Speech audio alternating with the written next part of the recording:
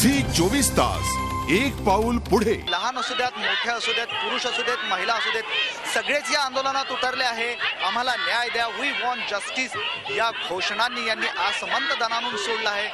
या देशात महिला असुरक्षित आहेत, त्यांच्या सुरक्षिततेसाठी सरकारने कडक कायदे करावे, काहीतरी का होईना लवकर करावं अशी या मुलींची मागणी आहे। आपण जाणून घेऊया महिलांकडून काय त्यांच्या भावना आहे। तुम्ही मला सांगाल की दिल्लीत जी घटना घडली, काय तुमची प्रतिक्रिया?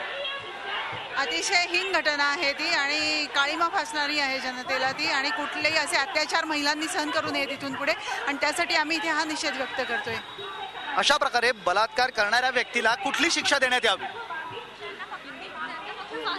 He should be hanged for that. Yeah, he should be hanged for it, and we want justice. We want more security. We want more protection. एक मुलगी म्हणून, एक महिला म्हणून जेव्हा रस्त्यावर फिरता तुम्हाला सुरक्षित वाटतं? नाही, म्हणूनच आम्हाला जस्टिस हवं। तुम्ही काय सांग? सर, हम लोगों को एक सेफ एरिया में रहना है। अगर ऐसे लोग रहेंगे तो we won't be able to live a safe life here. Just two words. जो अरब कंट्रीज में पनिशमेंट मिलती है यहाँ पे भी करना चाहिए, and you will see the difference. आपण पाहू शकतोय की एक महिला म्हणून, एक मुलगी म्हणून यांना या देशात सुरक्षित वाटत नाही।